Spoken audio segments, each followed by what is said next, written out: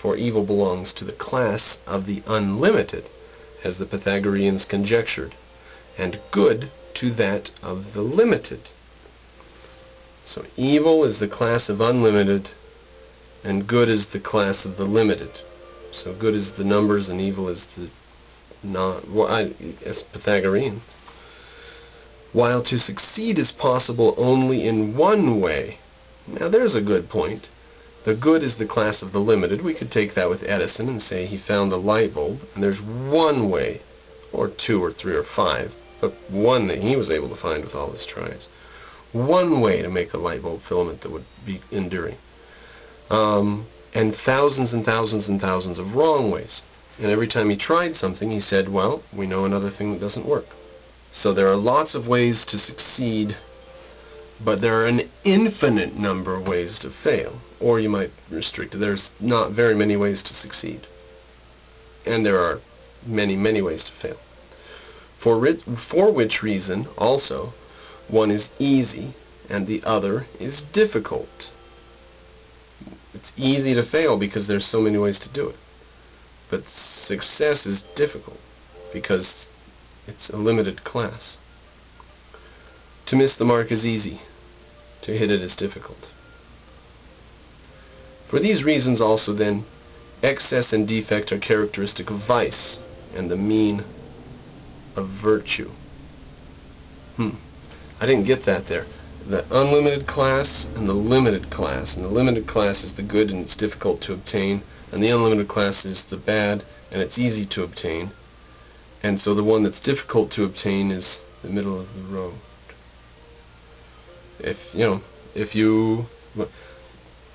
Far be it for me to pick on Aristotle, but I will pick on the golden mean concept. Like Galileo said, I criticize Aristotle for, though I love Aristotle much, I love truth more, something like this.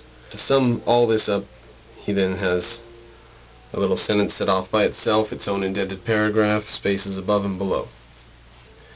Men are good in but one way, but bad in many. There's only one way to be good, but there are many ways to go astray. Okay, the straight and narrow. Virtue, then, is a state of character, concerned with choice, lying in a mean, laying there in the average, in the center, i.e., the mean relative to us, this being determined by a rational principle, and by that principle by which the man of practical wisdom would determine it. So what does he say there? Practical wisdom.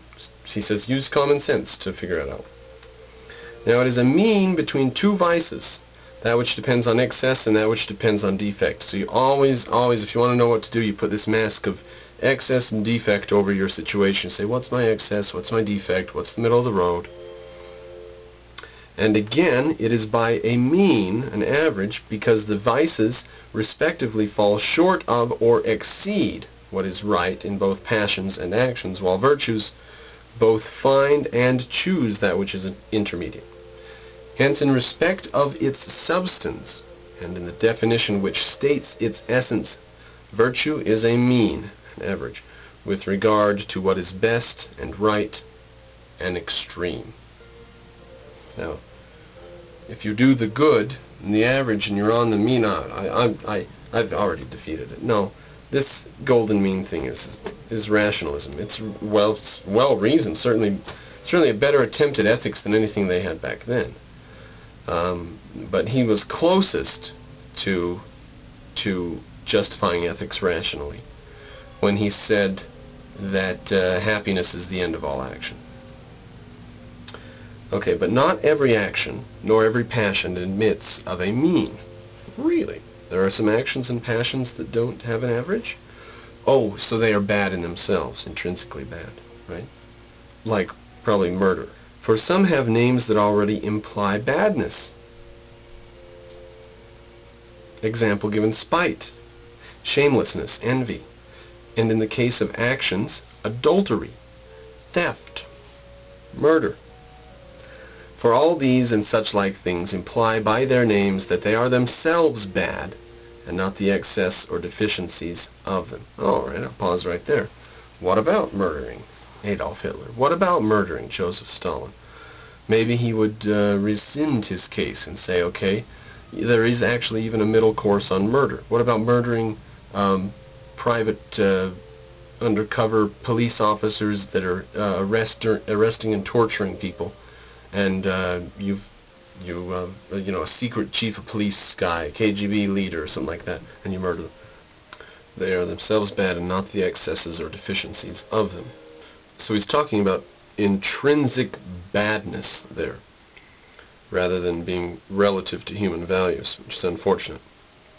It is not possible, I mean, unless they are named intrinsically bad relative to human values.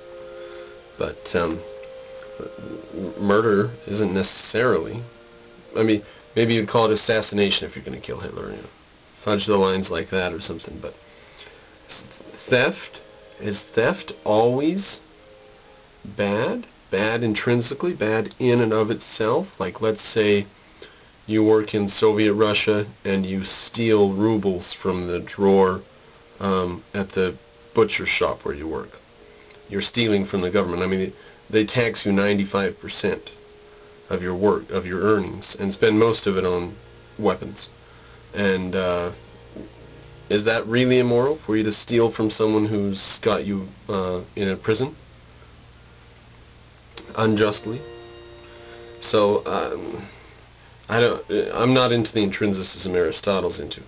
Subtly well-reasoned, that's true, but intrinsicist he's being, I don't approve. Let us continue. It is not possible then ever to be right with regard to those things that are always wrong.